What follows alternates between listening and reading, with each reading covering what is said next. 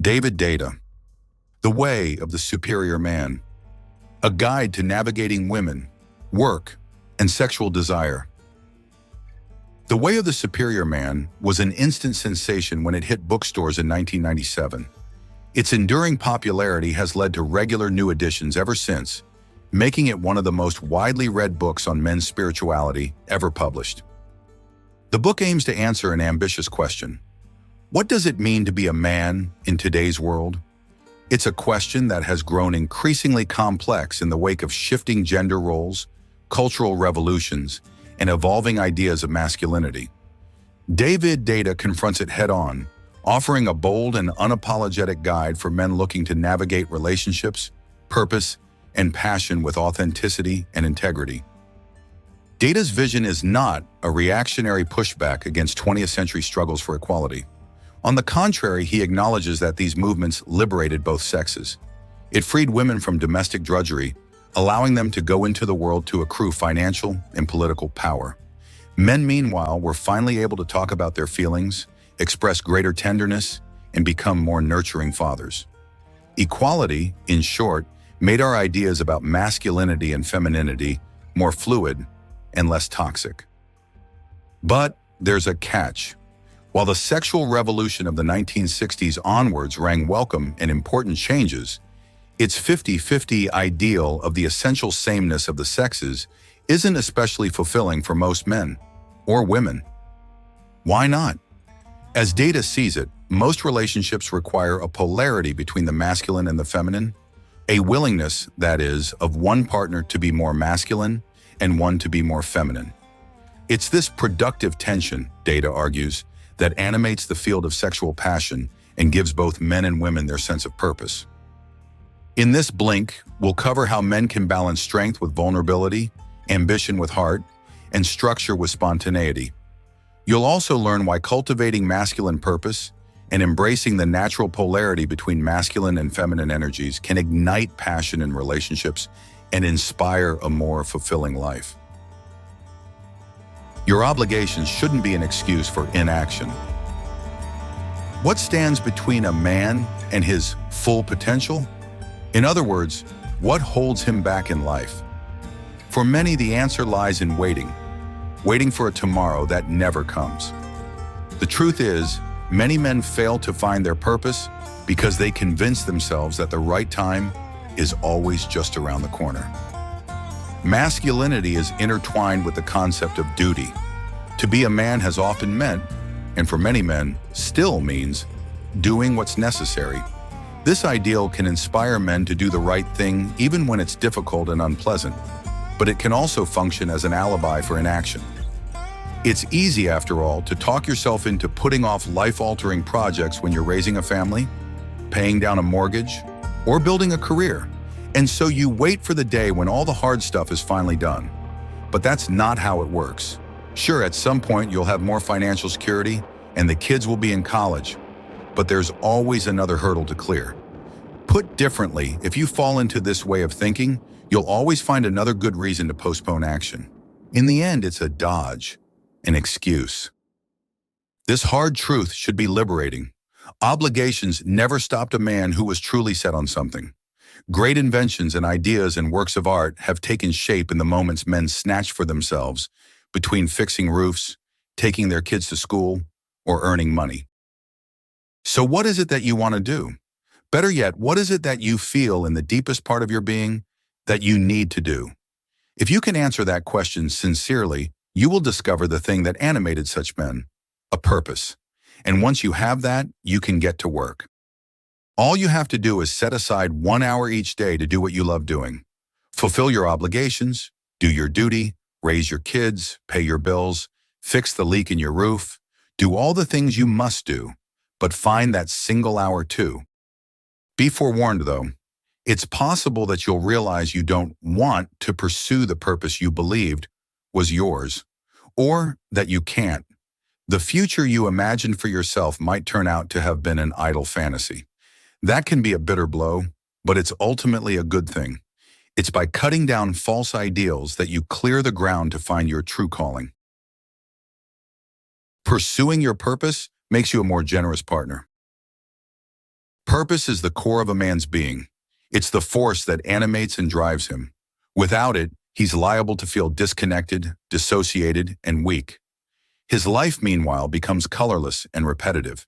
He's left without a sense of depth, and that absence of purpose affects every facet of his life, including his relationships.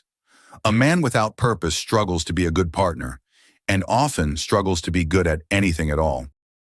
Take work. When he lacks purpose, a job becomes a means to an end. It's something to be gotten through. It has no meaning beyond satisfying his most basic needs for food and shelter. His social life is no different. Without that animating spark, his engagement with the world is reduced to a series of pointless moments that don't really go anywhere. The superior man, by contrast, is a man who has discovered his purpose and thereby charged his life with meaning and significance. Suddenly, everything shifts. He no longer needs work or relationships to fulfill him because he already feels whole. With his mission guiding him, he approaches life as an opportunity to share his gifts, finding joy in the act of giving. This clarity simplifies his relationships and makes them more rewarding.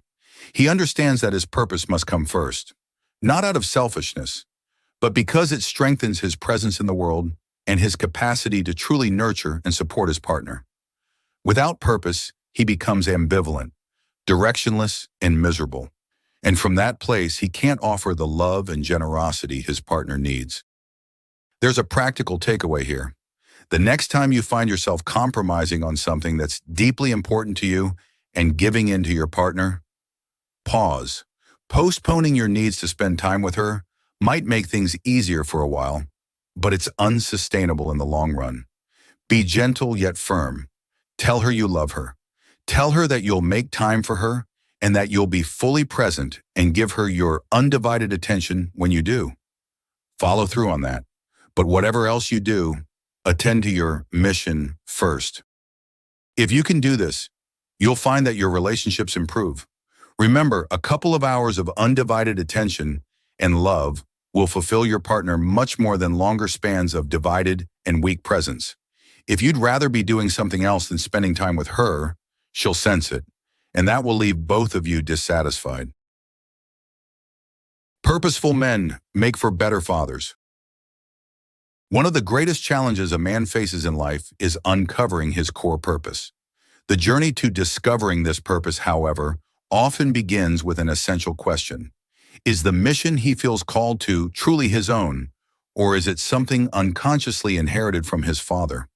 One man might feel compelled to follow in his father's footsteps and become a firefighter, while another might rebel against his father by becoming an arsonist instead. In both cases, neither man has uncovered his true destiny.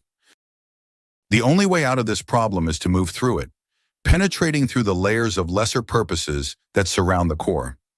Often that's a matter of inhabiting each false purpose to its fullest extent, exhausting its potential as a way of living and finally discarding it. For example, a man whose deepest purpose is to discover God may only realize his calling after living many false lives dedicated to pursuing sexual gratification, chasing after money, or using drugs. Only then can he get down to the real work of immersing himself in spiritual practice. At that point, he may confront a second problem. Can his calling be reconciled with his obligations? More specifically, can he simultaneously serve his purpose and his family? Recall what we said about purpose in intimate relationships. A man with a strong core is better equipped to serve the woman in his life. The same applies to his children. A man with a strong core is full of intent. He's driven and focused. He knows his true north. Children pick up on this clarity of purpose in their fathers, but they also pick up on the ambivalence and division in a father who has compromised his mission because he convinced himself, or allowed himself to be convinced, that that was the right thing to do. An afternoon with a fully attentive and present father is worth more to children than a week with a non-committal father who is adrift in his own life, no matter how much he loves them. Here the circle closes. Just as you picked up on your father's weaknesses and strengths through osmosis, your children will unconsciously attune themselves to yours. If you are profoundly at ease with yourself and your mission, they will respond to that. If you are fearful and unintentional, however, that emotional mood will shape and define them as well. Merely tolerating your partner will destroy your relationship. Intimacy is a shared act of service, a partnership where both individuals help each other grow and deepen their love. It's how we become better versions of ourselves. It's also how we can master the art of giving. That's why we desire relationships. Serving another is how we grow and learn to truly love. Yet relationships are often frustrating. Men often ask themselves why their partners can't simply handle their emotions on their own. Why do their mood swings seem so sudden and unpredictable? Why can't their partner just be happy? Unable to answer these questions, they begin to feel worn down. They stop loving and start resenting. Resentment is a recipe for mutual misery. But all this frustration is rooted in a misunderstanding of the essential dynamic between the masculine and the feminine. The greatest gift a man can give his partner is his capacity to open her heart when it's closed. Of course, your partner can get herself out of her dark moods, but your masculine love can brighten that darkness in its own special way, in a way that she can't herself. Think of femininity as a cycle.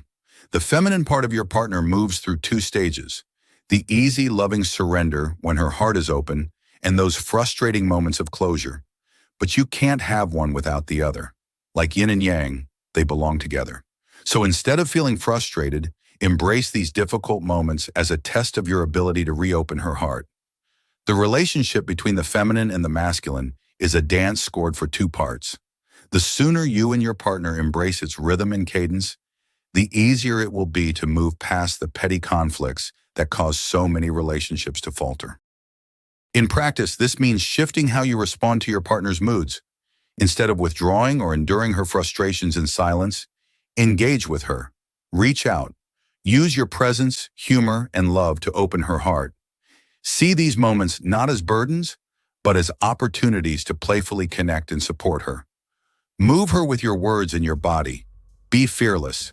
Most importantly, do it again and again and again. This is your gift to her. Yes, she can pull herself out of these moods, but if she could grow more on her own than she could with you, there would be no need for your relationship. Sexual attraction is driven by difference. What is it that draws a certain man to a particular woman?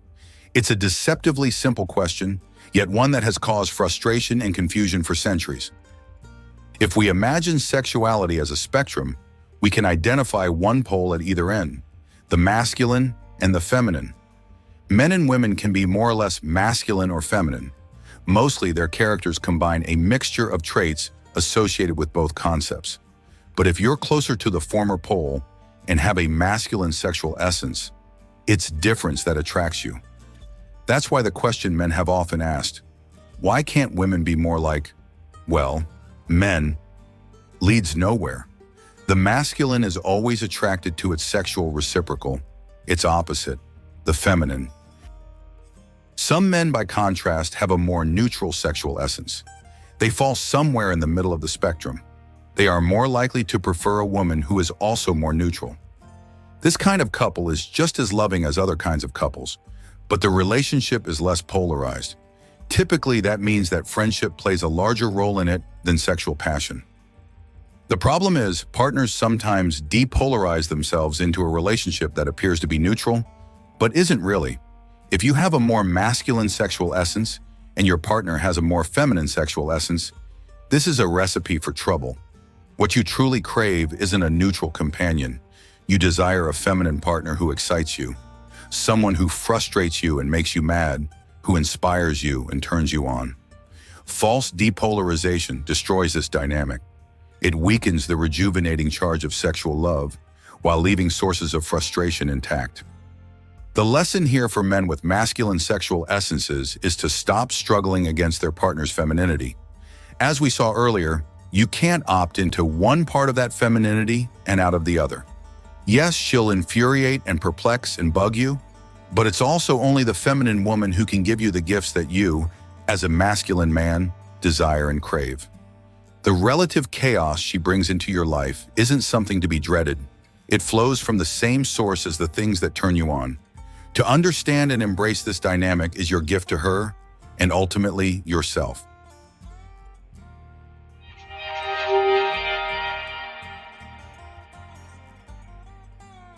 In this blink to The Way of the Superior Man by David Deida, you've learned that only a man with a purpose can shoulder his obligations and derive meaning from them. This is the first lesson he learns as he embarks on the way of the superior man. The second helps him understand the dynamic interplay of masculine and feminine energies. As he embraces the difference between sexual essences, he discovers that what he desires in women can't be separated from what has previously frustrated him. It's this that teaches him how to truly love. So, what stood out to you the most? Drop your thoughts in the comments. I'd love to hear your perspective. Don't forget to like, share, and subscribe if you enjoyed this breakdown. Let's keep growing together. See you in the next